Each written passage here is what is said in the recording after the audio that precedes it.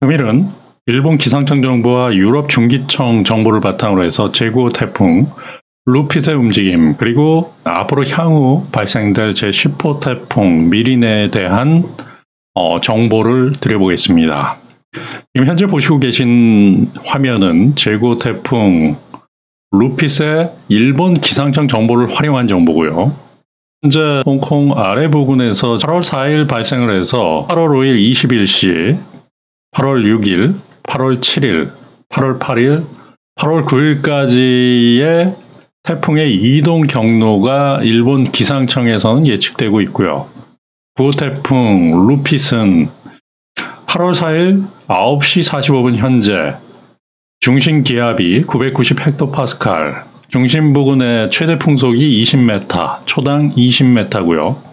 그리고 최대 순간 풍속이 초당 30m, 반경으로 보시면은 남쪽으로는 390km, 북쪽으로는 280km, 즉 남측과 북쪽의 반경이 조금 틀릴 수 있어요.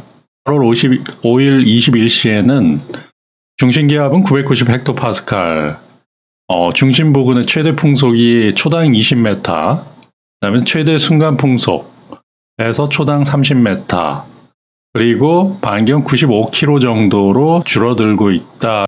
내륙으로 향하면서 일정 부분 태풍이 줄어들고 있다. 그리고 8월 6일 9시경 중심기압의 최대 풍속이 990헥토파스칼, 중심 부근의 최대 풍속이 초당 20m. 우리나라에는 8월 9일쯤에 한국에 영향을 줄 수 있다. 이것은 제주도와 남쪽 부근에 영향권이 들어가고요. 일본 기상청 정부에서는 중국 남부 저장성 쪽으로 해서 그리고 일본의 구마모토 지역을 통과해서 루핏의 움직임은 이런 식으로 통과할 것이다 라고 예측을 하고 있고요. 유럽 기상청도 동일하게 보고 있다 라고 봅니다.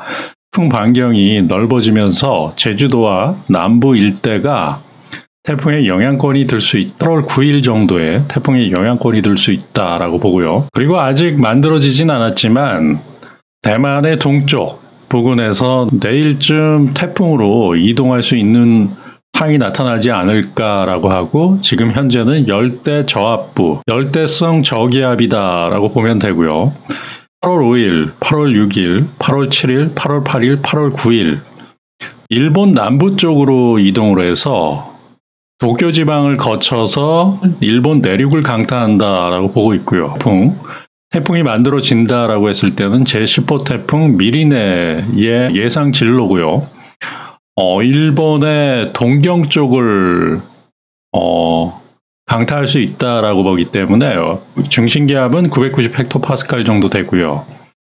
중심 부근의 최대 풍속은 초속 20m 정도의 태풍이다라고 볼 수 있고요. 일본 지역에서는 열대 폭풍이다라고 이야기를 합니다. 즉, 이 제9호 태풍과 제10호 태풍이 만들어질 것이다. 그리고 일본 내륙을 강타할 것이다 라고 일본 기상청에서 보고 있고요. 그 다음 유럽 기상청에서 바라보고 있는 태풍의 움직임을 좀 이야기 드려볼게요. 지금 현재 태풍은 중국 내륙으로 지금 이동하고 있다. 중국 내륙으로 이동하고 있는 상황 속에서 향후의 움직임이 어떻게 될 것인가. 대략적으로 보면 향후의 움직임이 이런 식으로 해서 빠져나가면서 일본 가고시마와 후쿠오카 지역을 통과해서 오사카 위쪽을 통과할 것이다. 이런 식으로 갈 것이다 라는 게 일본 기상청이고요. 요 장면을 그대로 놓은 다음에 한번 유럽 기상청의 시뮬레이션을 돌려보겠습니다. 예, 지금 유럽 기상청의 시뮬레이션이고요. 내륙 쪽으로 이동을 하고 있고요. 거의 일본 기상청과 비슷하게 가고 있고요. 네, 북동쪽으로 이동을 하면서 내륙을 통과해서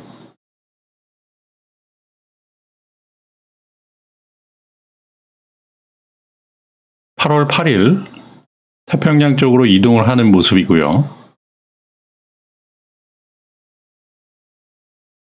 8월 9일에 지금 현재 움직임이고요. 8월 8월 9일부터는 우리나라도 영향이 있을 수 있다라고 보고요.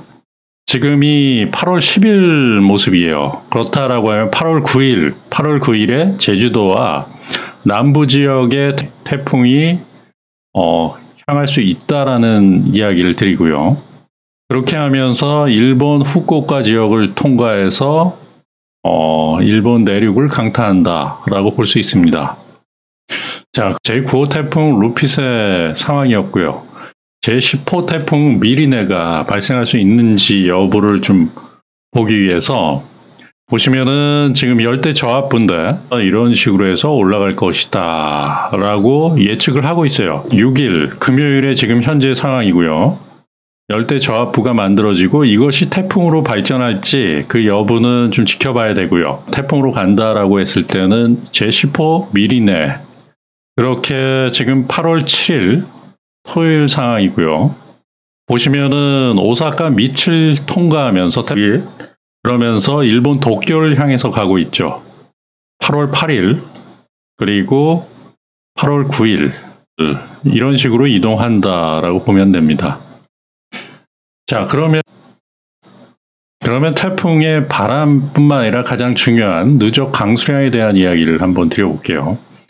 보시면 9호 태풍 루빗 지금 현재 위치고요. 중국 남부 쪽에 3일 동안의 누적 강수량이 300mm 내지는 400mm에 달할 정도로 상당히 많은 강수량을 동반할 수 있다라고 봐요.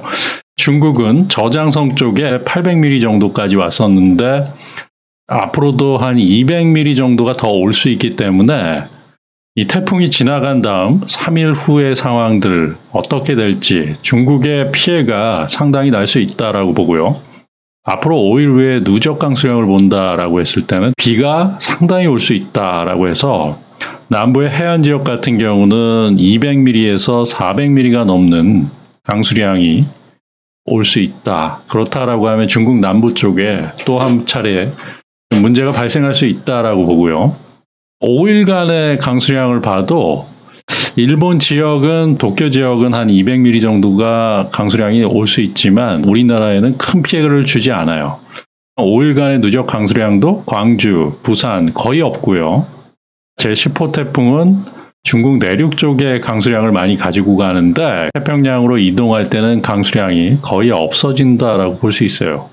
그렇기 때문에 일본도 강수량에 있어서는 크게 문제가 되지 않고 한국은 거의 비가 오지 않는다라고 볼 수 있습니다. 만약 태풍이 이동 경로가 좀 더 북쪽을 향한다라고 했을 때는 대한민국도 포함될 수 있기 때문에 그때는 좀 지켜봐야 되지 않나라는 이야기를 드립니다.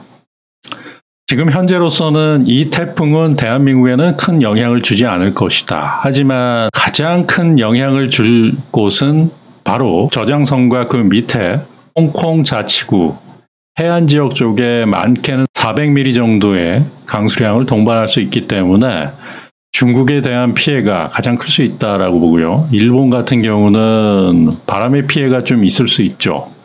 동경 같은 경우 누적 강수량으로 200mm 정도가 나타날 수 있다라는 말씀을 드립니다.